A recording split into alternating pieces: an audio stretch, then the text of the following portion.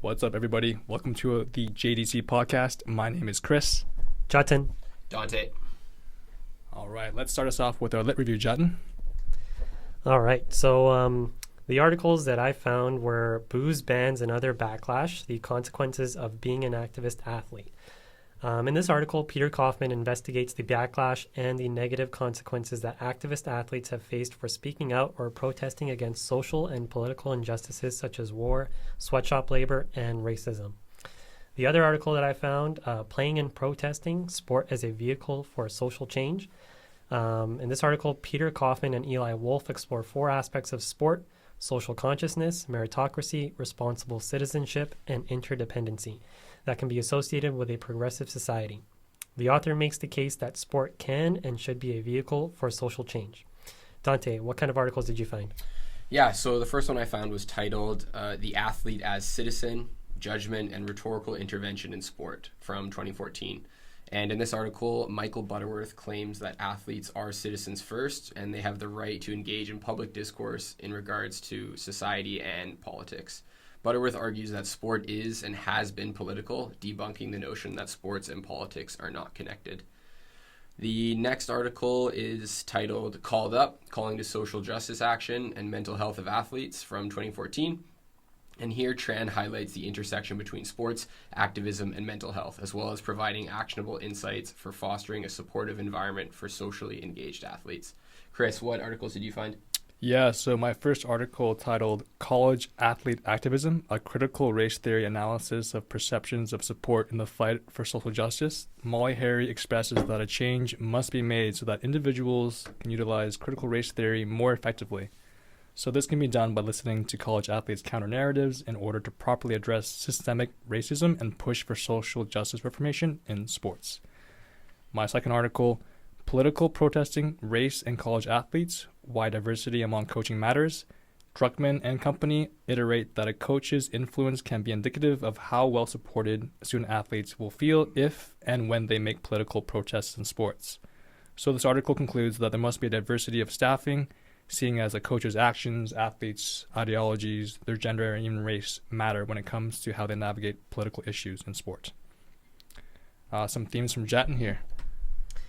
Yeah, so the themes that we found were athletes endure more backlash for using their platform to be socially or politically active than entertainers like actors or musicians. For example, when an athlete uses their platform for activism, they are labeled as deviant and are often rejected by society.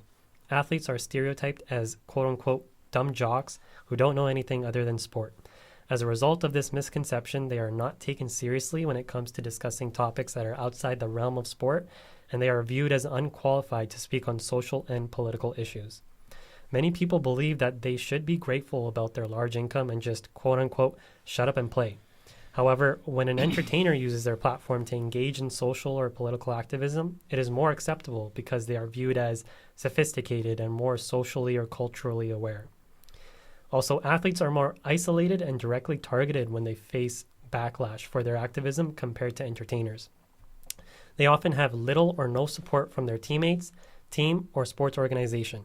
Entertainers, on the other hand, can more comfortably advocate for social and political change at awards shows and other events.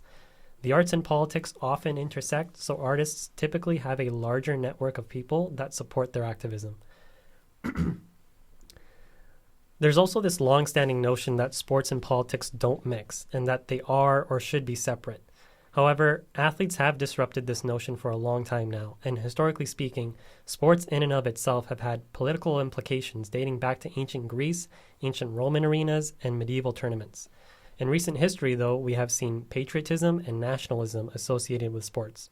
For example, the promotion of sports during World War I as a means to teach duty, patriotism, honor, and obedience among civilians, and to prepare soldiers for war. The very nature of American football is also symbolic of war, and the use of national anthems before sports games also being political. Sports have been used as a vehicle for social change, and it continues to act as such for some athletes. It should continue to act as such since sports are inherently liberal, democratic, and promote humanistic values such as fairness, respect through sportsmanship, collective responsibility, and group or social cohesion.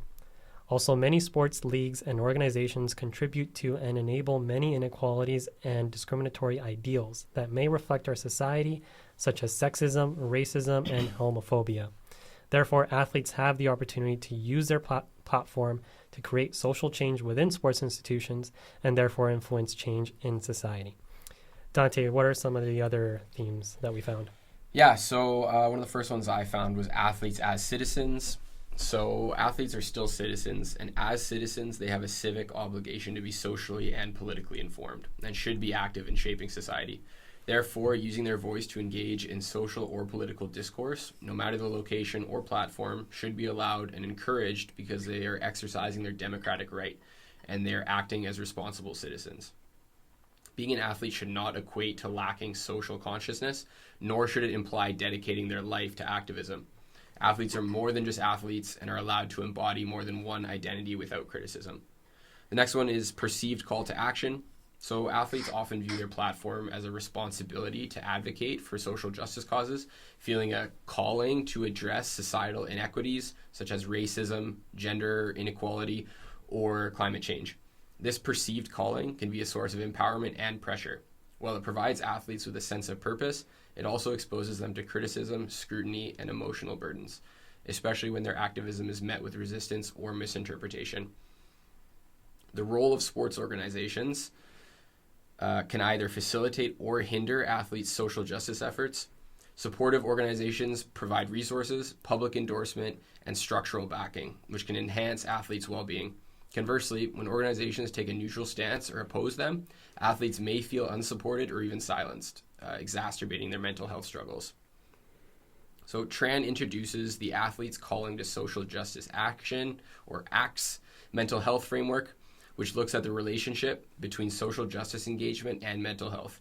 This framework highlights the psychological, emotional, and social factors that mediate this relationship. And finally, engaging in social justice efforts can have varied effects on athletes' mental health. Some positive effects: increased self-esteem, resilience, and a sense of agency when efforts are supported and impactful. Some negative impacts include emotional exhaustion, anxiety, or depression stemming from systemic resistance, public criticism, or overwhelming responsibilities. Athletes may also experience compassion fatigue, where emotional demands of activism take a toll over time. Chris, what kind of themes did you find?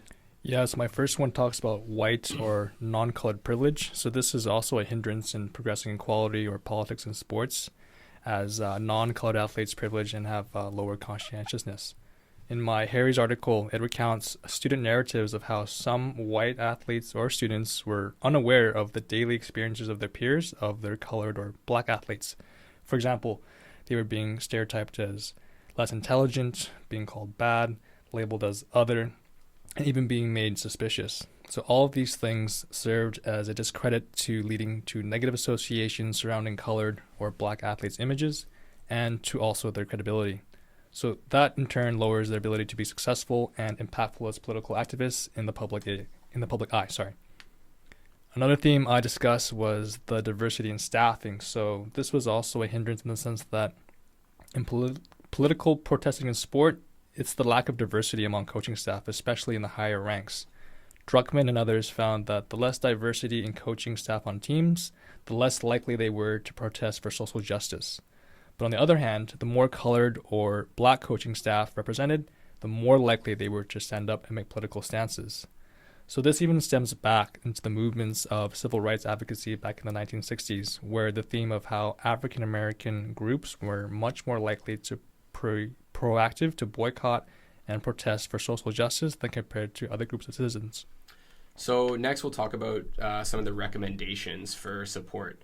So starting off with providing mental health resources, like having access to counseling and mental health services, creating safe spaces like forums or platforms where athletes can discuss and collaborate on social justice issues without fear of retribution, publicly endorse activism by offering visible and vocal support to validate athletes' efforts and reduce the burden of opposition. Providing training and education will equip athletes with tools to manage the emotional and psychological demands of activism, as well as providing education to organization staff to better understand those challenges. Chris, what kind of recommendations? Yeah, another resource I had was role modeling. So this was talking about the more actionable, trusting, and supportive administrative and coaching staff were towards their athletes, the more they would feel equipped to make efforts in activism for social reform as individuals. That kind of also ties into relationship building. So there needs to be a constant, clear allyship between athletic leaders of power and their athletes. So athletes expressed that the closer they felt with their coaching staff, the more potential and likelihood they would pursue political activism in sport and have the feeling that they were supported in doing so. How about for you, Jatin? Yeah, so I looked at an article by Cynthia Pilak. It's called Athletes as Agents of Change, an examination of shifting race relations within women's netball in post-apartheid South Africa. So in this article, Pilak talks about forming a collective identity among athletes, administrators, and powerful people in the sports community to be able to engage in activism or protest with support. Also, creating change within sport to reflect progressive values can influence others to create change in society that reflects the values of sport. So, finding support from teammates, other athletes, and administrators can be challenging, but once you are able to form a collective, there is a higher chance for change to occur. All right, boys. So that concludes our podcast episode on politics and sport. But now we want to ask our hundreds of viewers who are tuning in right now, what are your thoughts about this issue? Let's hear about what our audience has to say about this topic. Peace.